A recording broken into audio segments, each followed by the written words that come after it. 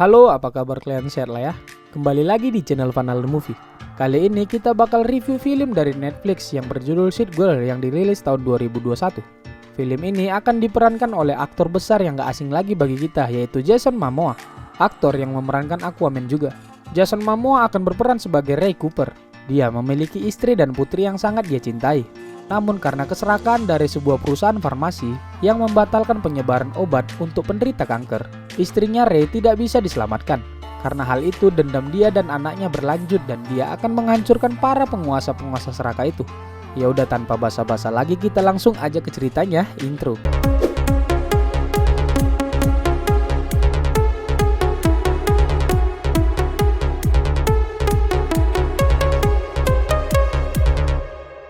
Film dibuka memperlihatkan Ray Cooper yang sedang berlari dikejar oleh FBI.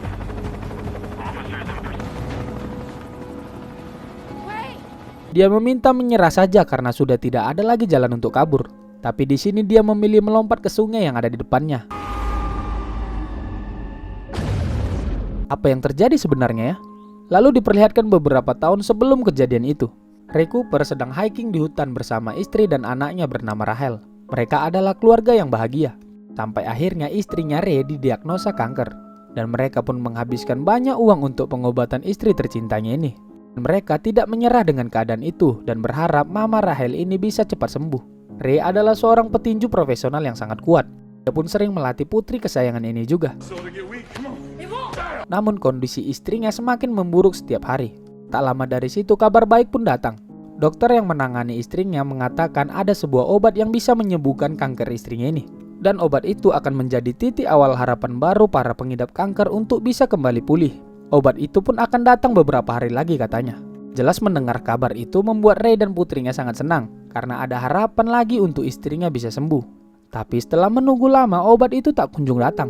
Ray mulai gusar apalagi melihat kondisi istrinya yang semakin memburuk.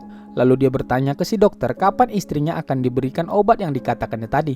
Tapi sialnya si dokter pun sangat kecewa setelah tahu obat itu ditunda pendistribusiannya. Perusahaan Bioprime membatalkan pendistribusian obat-obat itu. Ray yang mengetahui hal itu benar-benar frustasi. Di malam harinya dia menonton berita di mana di situ pemilik perusahaan Bioprime yang bernama Kelly menjelaskan bahwa alasan perusahaan menarik pendistribusian obat-obat yang mereka buat dikarenakan adanya isu seorang politikus yang menuduh Bioprime menjadikan event ini untuk mencari keuntungan besar. Dia membuat harga obat itu sangat mahal padahal biaya pembuatannya tidak semahal itu. Tapi ya namanya rakus ya, dia tetap mau untung banyak lah ya kan. Nah gitulah kira-kira. Ray yang geram mendengarnya menelpon acara TV tersebut. Dia mengatakan ke si Kelly ini karena dialah istrinya tidak bisa diobati dan sekarang sekarat. Dia berjanji jika istrinya nanti sampai mati. Itu semua karena dia dan dia juga akan meneror si Kelly ini. Setelah mendapat ancaman itu, telepon pun terputus. Dan benar saja keesokan paginya istri Ray meninggal dunia. 6 bulan pun berlalu. Ray melanjutkan kembali hidupnya berdua dengan Rachel anaknya. Meski sebenarnya Ray ini masih dendam dan geram atas kematian istri tercintanya. Lalu saat di rumah, Ray mendapat telepon dari seorang bernama Bennett.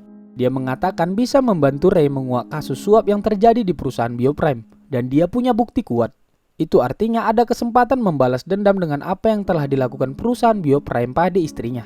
Dia disuruh datang ke stasiun kereta untuk berbicara empat mata. Lalu Ray pun pergi ke sana, namun tanpa dia sadari Rachel mengikutinya. Kemudian Ray bertemu dengan Bennett ini. Di situ dia mengatakan punya bukti yang kuat namun tidak bisa mengalahkan para elit-elit itu sendirian. Tapi dia punya rencana. Saat sedang berdiskusi, seorang pria misterius langsung menusuk Bennett di situ. Langsung Ray pun menarik pria itu namun terkaget saat tahu putrinya juga ada di situ. Mau tidak mau dia akhirnya bertarung melawan pria misterius itu.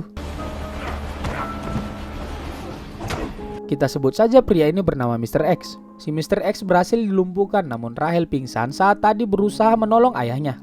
Saat Ray akan menolong Rachel, Mr. X bangun dan menikam Ray. Lalu Mr. X pergi bersama kereta itu, sementara Ray sekarat di depan putrinya. Kemudian scene berpindah ke beberapa tahun kemudian. Rachel sekarang sudah tumbuh menjadi petarung yang hebat. Dia dilatih oleh teman ayahnya, namun tampaknya amarah dari Rachel ini sangat sulit terkendali. Bahkan dia hampir membunuh lawan sparringnya sendiri.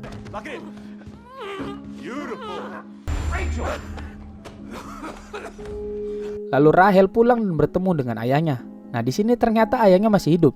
Ayahnya terlihat sudah punya rencana untuk membunuh Kelly, si CEO Bioprime yang tadi. Di malam harinya Ray melanjutkan aksinya. Dia menyusup masuk ke tempat di mana Kelly sedang mengadakan party atas kesuksesan perusahaannya. Ray mengganti bajunya dan menyamar. Nah kalian fokus ke sini ya. Dia mengambil baju yang perempuan kan. Oke, kita lanjut dulu. Ray berpura-pura menjadi pelayan dan menjatuhkan minuman ke baju Kelly. Lalu Kelly kesal dan pergi ke kamar mandi untuk membersihkan pakaiannya. Nah di momen itu Ray datang dan langsung melumpuhkan anak buah Kelly yang berjaga. Lalu di situ Ray membuktikan kata-katanya. Dia membunuh Kelly atas nama istrinya.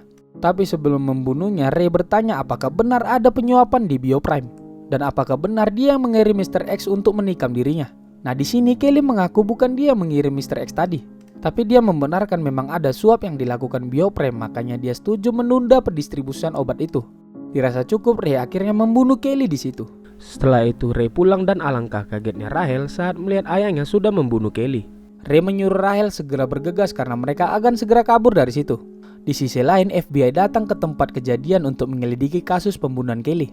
Dan anggota FBI bernama Sarah ini mendapatkan informasi yang mengarah soal ancaman dulu pernah dilontarkan Ray saat menelpon acara TV tadi.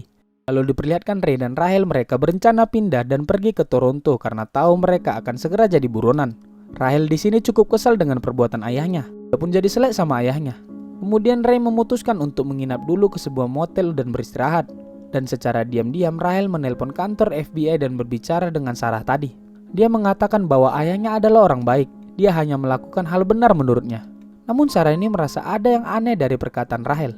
Jadi dia menawarkan Rahel pertolongan. Dia memberikan Rahel nomor HP pribadinya jika Rahel butuh dia. Kemudian Rahel menutup telepon itu. Setelah itu Rahel kembali ke kamar dan Ray di malam itu sebelum tidur menyiapkan lonceng di pintu masuk.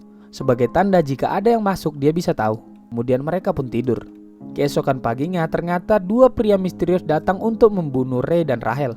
Namun karena adanya bel yang dibuat Ray tadi malam, dia terbangun dan langsung bersiap menghadapi orang itu. Langsung dengan cepat Ray membunuh salah satu dari mereka.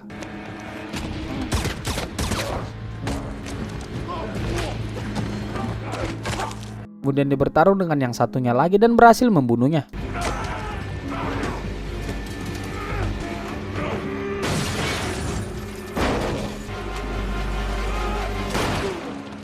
Dan kejadian itu terlihat jelas oleh Rahel. Ray kemudian mengambil senjata pria itu dan pergi dari situ. Di sisi lain, FBI yang tadi mengecek rumah si Ray dan melihat sebuah peta tentang perencanaan pembunuhan Kelly.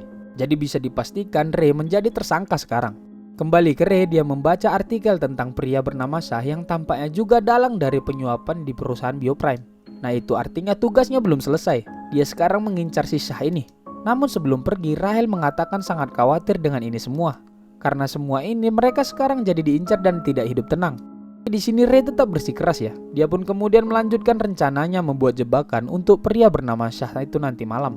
Di sini dia juga berlatih menggunakan senjata pistol dan tampaknya si Ray ini nggak pintar pakai senjata ya. Lalu saat ayahnya berlatih menembak, Rahel menelpon Sarah. Nah di sini Rahel curhat kepada Sarah dengan kondisi keluarga mereka yang hancur. Lalu kata-kata dari Sarah ke Rahel ini yang agak aneh ya. Dia menyuruh Rahel harus mengontrol ini semua. Dia menyuruh Rahel menyebut namanya berulang-ulang. Control, you are Rachel Cooper. Say your name. Rachel Cooper. That's it. Setelah dari situ Rahel menjumpai ayahnya dan mengatakan ingin ikut kemanapun ayahnya. Sini Ray melarangnya karena itu terlalu berbahaya. Tapi Rahel memaksa dan mau tidak mau akhirnya Ray membawa Rahel ikut ke sana. Di malam harinya Ray sudah bersiap menunggu targetnya akan keluar. Dia melihat rombongannya sisa sudah berangkat dan langsung dengan cepat ke terowongan yang sudah dia siapkan tadi. Dan saat rombongan Shah itu masuk ke dalam, mereka melihat sebuah pohon menghalangi jalan mereka. Karena merasa tak beres, mereka kemudian memilih untuk mundur jauh. Dan tiba-tiba Ray menghantam salah satu mobil mereka dengan alat berat. Dia menyuruh supirnya segera maju dan menerobos saja. Tapi itu adalah jebakan dan membuat mobil mereka tersangkut. Dan ternyata si Mr. X yang tadi datang ke situ dan menembaki mereka. Nah di sini serba salah, di belakang ada Ray, di depan ada Mr. X. Akhirnya Ray berhasil menangkap Shah duluan sebelum Mr. X. Nah di situ dia mendapat informasi bahwa Bennett yang tadi adalah reporter yang dibunuh oleh Mr. X. Karena dia tahu kelakuan busuk dari Bioprime. Tapi bukan Shah lah dalang sebenarnya. Sebelum dia mengungkapkan siapa dalang yang sebenarnya, kepalanya malah ditembak oleh Mr. X itu. Ray pun ketakutan dan segera pergi dari situ membawa Rahel. Di situ Rahel mengatakan melihat wajah pria yang di lorong tadi dan dia sadar itu adalah Mr. X yang membunuh reporter Bennett. Mengetahui hal itu, Ray pergi menukar mobilnya dengan sebuah truk. Kemudian pergi menemui Mr. X tadi yang lagi slow makan malam. Sebelum duduk, dia menyuruh Rahel memperhatikan dari jauh. Dan jika ada yang tak beres, Rahel disuruh melaporkan langsung ke kumpulan polisi yang kebetulan sedang makan malam juga di situ. Lalu Ray di sini duduk dan bertanya siapa yang mengirim Mr. X ini. Tapi Mr. X tentu tidak bisa memberitahu. Ditambah lagi salah satu list target Mr. X selanjutnya adalah dirinya. Karena Ray tahu dia juga target, dia memberi kesempatan pada Mr. X ini. Pertama, dia bisa saja melaporkan perbuatan mereka berdua ke polisi yang sedang duduk di situ. Tapi ya mereka berdua bakal kena. Nah yang kedua, dia kabur selamanya dan Mr. X tidak akan pernah bisa membunuhnya. Atau pilihan yang ketiga, dia memberitahukan nama orang yang mengirimnya dan berjanji akan membiarkan Mr. X ini membunuhnya nanti. Mr. X pun setuju dan mengatakan ada seorang wanita bernama Diana Morgan. Dia adalah seorang politikus yang lagi naik daun sekarang. Mengetahui hal itu, Ray langsung beranjak pergi. Sesaat sebelum pergi, Mr. X memanggil namanya Rahel. Kok Rahel yang dipanggilnya ya kan? Oke lanjut, setelah dari situ keberadaan Ray diketahui pihak FBI. Sekarang dia terlibat kejar-kejaran dengan FBI yang mengincar dirinya.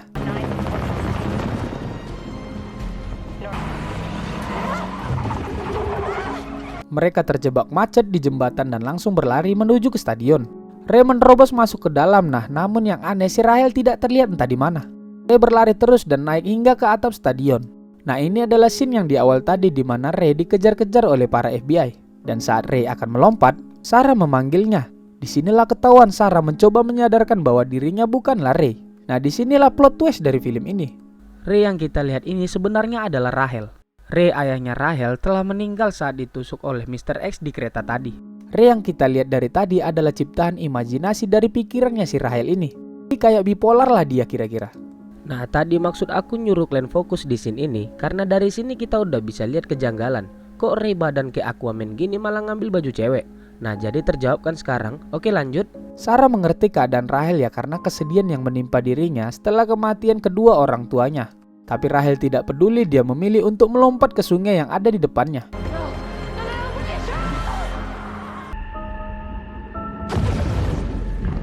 Lalu Rahel tersadar sudah berada di dalam ambulans. Dia dengan cepat menyerang petugas medis dan melepaskan dirinya.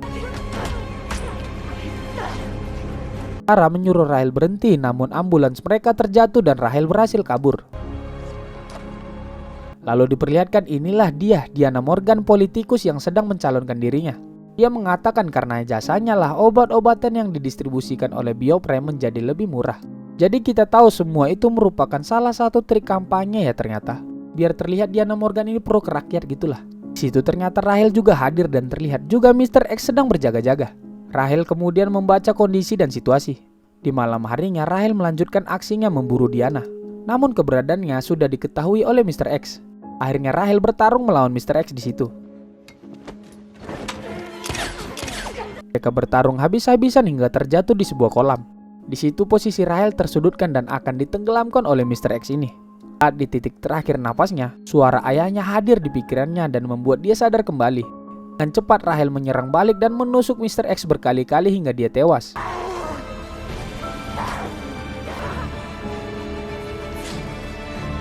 Setelah dari situ dia menemui Diana di ruangannya. Di sini Diana meminta Rahel agar tidak gegabah. Ya karena dia politikus yang pandai lah bersilat kata ya. Dia menawarkan akan membantu Rahel membersihkan namanya dari buronan FBI dan membuat Rahel bakal hidup tenang nantinya. Tapi Rahel tidak menginginkan hal itu.